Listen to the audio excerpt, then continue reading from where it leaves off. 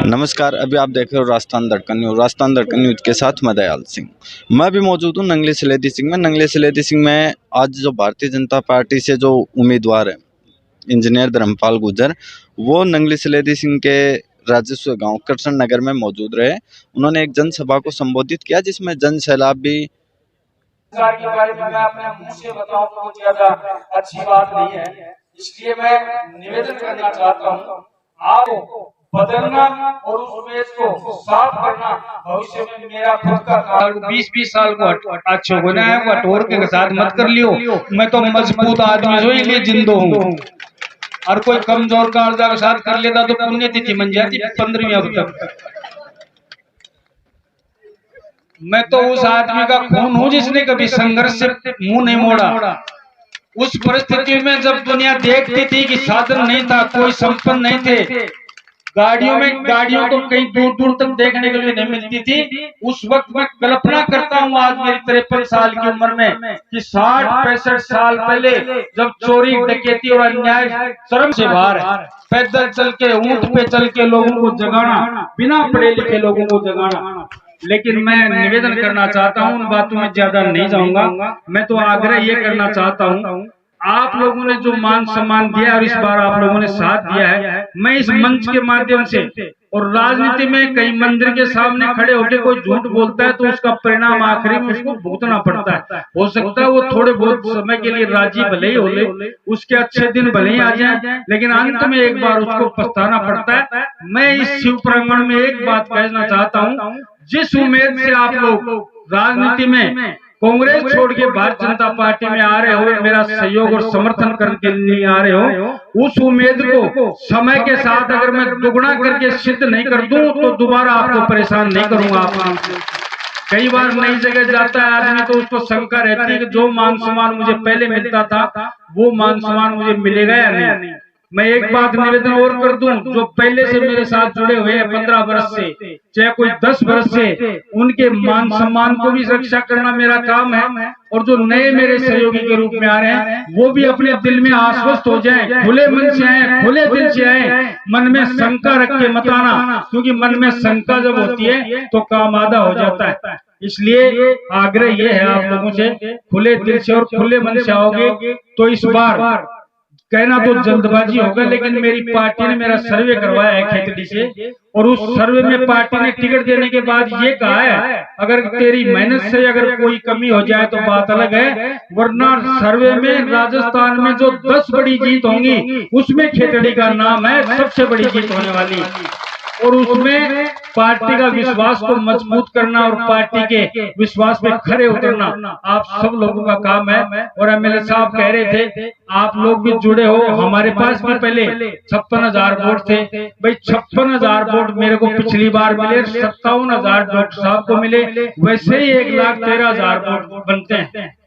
13,000 इधर उधर भी हो गए तो मैं तो मानता हूँ 1,00,000 वोटों के तक अपनी संख्या पहुंच सकती है अगर सही सलामत भगवान ने ठंडी छाया रख दी और ये चुनाव सही सलामत प्रेम से हो गया तो इस बार ये कह सकता हूँ मैं 30-40% घूम लिया क्षेत्र में, ये कह सकता हूँ इस बार खेतड़ी की जनता ने मन बना लिया है और पूरा रिकॉर्ड बनाने का, और एक रिकॉर्ड बनेगा जिले या शेखावाटी में नहीं राजस्थान में रिकॉर्ड बनाने का मन बना चुकी है। लेकिन आप लोग जीत के प्रति आश्वस्त होना भी जीत की संभावना 50% कम हो जाती है। जो जिसके कार्यकर्ता ये मान के बैठ जाते हैं हम तो जीत गए। आज मुझे कोई भी क्षेत्र में जाता हूँ, कोई अनसमझी है राजनीति वाला उसकी तो बात कहता नहीं, लेकिन कोई कहता 30,000 से जीतेंगे, कोई कहता 40,000 से जीतेंगे, जिसके मुंह में आता है वही कहते हैं। लेकिन जिसका कार्यकर्ता और जिसका सहयोगी जीत मान के बैठ जाता है तो उसमें हार के चांस ज्यादा हो जाते हैं। जब तक चुनाव का आखिरी वोट 25 तारीख को 6 बजे तक आखिरी वोट पड़ नहीं जाए, जब तक उसका कार्यकर्ता अपने नेता को हारा हुआ मानेगा तो ही जीत निश्चित होगी, क्योंकि जीत निश्चित मानने से कार्यकर्ता काम नहीं करता है। तो मैं हाथ जोड़ के निवेदन करता हूं, वैसे आप राजनीति के सारे मंजे हुए खिलाड़ी हो, यहाँ पर जो भी लोग बाहर से गांव से उठ के आए वो या तो चुनाव लड़े हुए हैं या चुनाव लड़वाने वाले हैं। आपको मैं ज्यादा शिक्षा दूं ये ज्यादा उचित नहीं है। लेकिन आप चुनाव लड़ने वाले हो, आप पूरे प्रेम से और मनोयोग से चुनाव लड़ेंगे तो आश्चर्यजनक परिणाम इस बार खेतड़ी में होने वाला है। और मैं तो किसी की बात नहीं करता कि वो ऐसा है वो बुरा है। व्यक्ति को सबसे बुरा अपने खुद को मानना चाहिए। जिस दिन खुद को बुरा मानने लग जाओगे, दूसरे सब अच्छे दिखने लग जाएंगे। वो अपना काम कर रहे हैं, हमें अपना काम करना है। उनके पास पैसे हैं तो वो पैसे काम लें, भगवान करे खूब बांटे, पब्लिक को मिले। और हमारे पास अगर कुछ भी है, मेहनत है, वो हम करेंगे। हम निवेदन करना चाहते हैं, खेतड़ी के मान और सम्मान को कभी विधानसभा या राजस्थान में झुकने नहीं दूंगा, ये आप लोगों से कहना चाहता हूँ। और मैं नहीं कहता कि रेलगाड़ी ला दूंगा या चील गाड़ी चला दूंगा और गंगा जमुना ला दूंगा। ये सब चुनावी भाषण है, मैं इनमें विश्वास नहीं करता। जो भी विधायक होता है बनता है, वो क्षेत्र के हिस्से का पैसा लेके आता है। जो थोड़ा तेज होता है और जिसमें बुद्धि होती है वो ज्यादा ले आता है, और जो वहाँ ढीला ढाला बैठा रहता है वो कम ले आता है। फर्क इतना ही है।